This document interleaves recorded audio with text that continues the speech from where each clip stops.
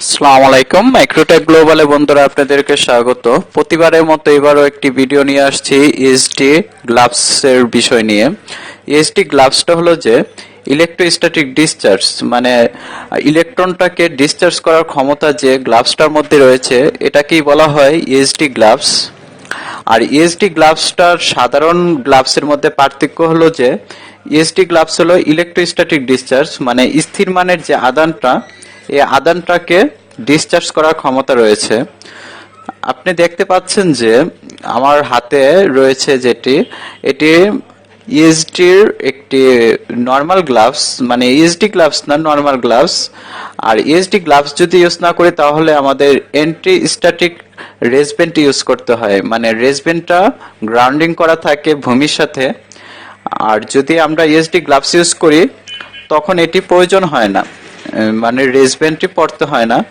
এখন আমরা পরীক্ষা করে দেখব যে ইএসডির যে গ্লাভসটা আর নর্মাল গ্লাভসটার মধ্যে পার্থক্যটা কি। নর্মাল গ্লাভসটা আমি প্রথমত পরে দেখব।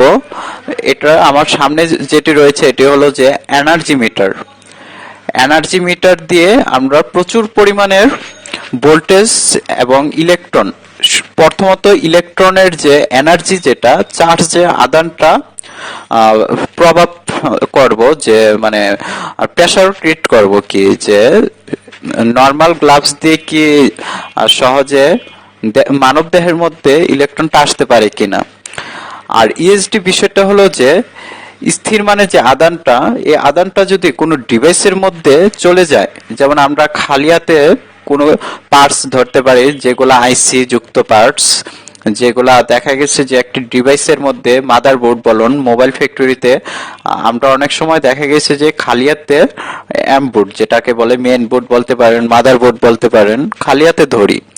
ওই ক্ষেত্রে দেখা গেছে যে আমাদের হাতে যদি কোনো ইলেকট্রন যদি থাকে, স্থির মানে ইলেকট্রন, যেটা খালি চোখে আমরা জানি যে খালি চোখে ইলেকট্রন দেখা যায় না, ওই ক্ষেত্রে দেখা গেছে যে আপনার ওই ডিভাইসের মধ্যে ইলেকট্রনটি যে কোনো ভাবে যেতে পারে। হ্যাঁ, দেখা গেছে যে ওই ইলেকট্রনটা যদি কোনো ডিভাইসের মধ্যে চলে যায়, ইলেকট্রনগুলো যদি ডিভাইসের মধ্যে চলে যায়, তা সহজেই ইএসডি যে বিষয়টি ইলেকট্রোস্ট্যাটিক ডিসচার্জ, এটি যদি না থাকে তখন দেখা গেছে যে আমাদের এই ডিভাইসটি সহজে ড্যামেজ হয়ে যেতে পারে।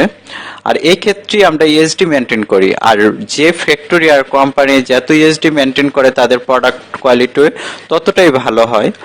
এই ক্ষেত্রে যে বিষয়গুলো লক্ষ্য করতে হবে আমাদের, যে খালি হাতে কখনো ডিভাইস ধরা যাবে না। ডিভাইস ধরতে হলে হাতের মধ্যে রেসব্যান্ড পরে, যেটা গ্রাউন্ডিং করা থাকে ভূমির সাথে, যদি হাতের মধ্যে যদি কোনো ইলেকট্রনও থাকে তখন দেখা গেছে যে আমাদের গ্রাউন্ডিং এর মাধ্যমে ওই ইলেকট্রনটা ভূমির সাথে পতিত হয়ে যাবে। আর আমরা আরেকটা জিনিস মনে রাখবো যে আমরা খালি হাতে কখনো কোনো ডিভাইস ধরবো না। আর ইএসডি যে গ্লাভসটি, এগুলো দেখা গেছে আপনি যে কোনো ই-কমার্স শপ থেকেও কিনে নিতে পারেন ইএসডি যে গ্লাভস গুলো রয়েছে। আর ইএসডি গ্লাভস গুলো আমার সামনে দেখতে পাচ্ছেন, ইএসডি গ্লাভস গুলো খুবই কোয়ালিটি সম্পন্ন।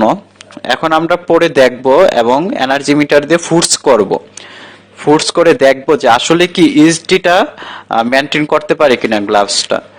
ইএসডি যদি মেনটেন করতে পারে ভালো, তখনই আমরা বুঝতে পারবো যে এটার কোয়ালিটি খুবই ভালো। আর এখন আমরা একটি এনার্জি মিটার নেব। এই পরীক্ষাটি করতে হলে এনার্জি মিটার লাগবে। একটি দণ্ডর মধ্যে পজিটিভ যেটি, এটি ক্লিপ দিয়ে লাগিয়ে দেব এবং হাতের যে প্রান্তে, যে খালি হাতের মধ্যে যে আরেকটা গ্রাউন্ডিং প্রান্তটা খালি হাতে রাখবো। হ্যাঁ, খালি হাতে একটি রেসবেন্টের মতো পরে রাখবো। তারপর দণ্ডটি নিয়ে, পজিটিভ দণ্ডটি যেটা দিয়ে ইলেকট্রনগুলো আসবে, মানে চার্জগুলো আসবে, আদানগুলো আসবে, এসে দণ্ডটার মধ্যে জমা হবে। হ্যাঁ, জমা হয়ে দেখুন যে ক্লিপ দিয়ে আটকিয়ে দিচ্ছি আমি গ্রাউন্ডিং এর সাথে করে, হাতের সাথে করে। এখন মানে এনার্জি মিটারে সর্বোচ্চ চার্জ ফুটস করব দণ্ডটির মধ্যে, সর্বোচ্চ চার্জ আসবে দণ্ডটির মধ্যে। আর হুইল দিয়ে ঘুরিয়ে ঘুরিয়ে আমি আমার দণ্ডটির মধ্যে চার্জ আনার চেষ্টা করব। এই যে প্রচুর পরিমাণে, এই যে দেখতে পাচ্ছেন যে কাটার গুলার মধ্যে দেখা যাচ্ছে যে প্রচুর পরিমাণে চার্জ আসছে, ঠিক আছে, দণ্ডটির মধ্যে আসছে। কিন্তু এই জায়গায় আরেকটি বিষয় লক্ষ্য করবেন যে সর্বোচ্চ আসার পরও আর হুইল যতই ঘোরাচ্ছে না, এরপরে আর উঠছে না। তার মানে কি, যে ইএসডি যে গ্লাভসটি রয়েছে, এই ইএসডি গ্লাভসটি অত্যাধুনিক মানে ভালো মানের গ্লাস, এই কারণে ইলেকট্রনগুলো আর দেহের মধ্যে আসছে না, ইএসডি গ্লাভস পর্যন্ত রয়ে যাচ্ছে।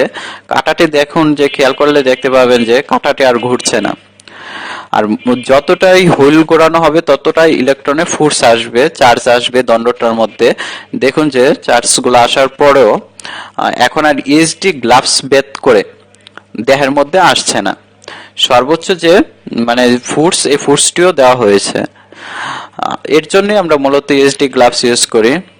আর বন্ধুরা এটা মনে রাখবেন যে ইএসডি গ্লাভস বলুন, ইএসডি রেসব্যান্ড বলুন, এগুলো হলো একটির সাথে আরেকটি সম্পর্ক। আমরা দেখা গেছে বিভিন্ন কম্পিউটার ফ্যাক্টরি বলুন, তারপর ল্যাপটপ ফ্যাক্টরি বলুন, মোবাইল ফ্যাক্টরি বলুন, তারা দেখবেন যে মানে সর্বোচ্চ ইএসডি মেনটেন করেই কাজ করে। কোনো ডিভাইস খালি হাতে ধরে না। এটা হয় যে খালি হাতে যদি ধরেও সহজে ডিভাইসগুলা মানে ডিসচার্জ যে বিষয়টা, ইলেকট্রনগুলা দেখা গেছে যদি প্রবেশ করে, তখন দেখা গেছে যে ডিভাইসগুলো ড্যামেজ হয়ে যেতে পারে। এই ক্ষেত্রে ইএসডি মেনটেন করে। আর ইএসডি যে কোম্পানির ভালো মানের ইএসডি মেনটেন করে, ওদের প্রোডাক্ট ততই ভালো হয়। আর ইএসডি যদি যে বিষয়টি, এই বিষয়টি যদি প্রত্যেকটা ফ্যাক্টরি কোম্পানি যদি ভালোভাবে মেনে চলে, তাদের প্রোডাক্ট কোয়ালিটি ততটাই ভালো হয়।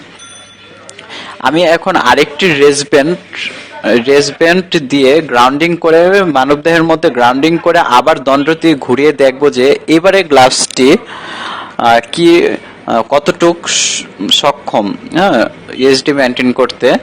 এই যে দেখুন, এটার মাত্রা, ইএসডির মাত্রা খুবই কম, ঠিক আছে। এই কারণে ইলেকট্রনটা ফোর্স করে উঠতে থাকে, হ্যাঁ।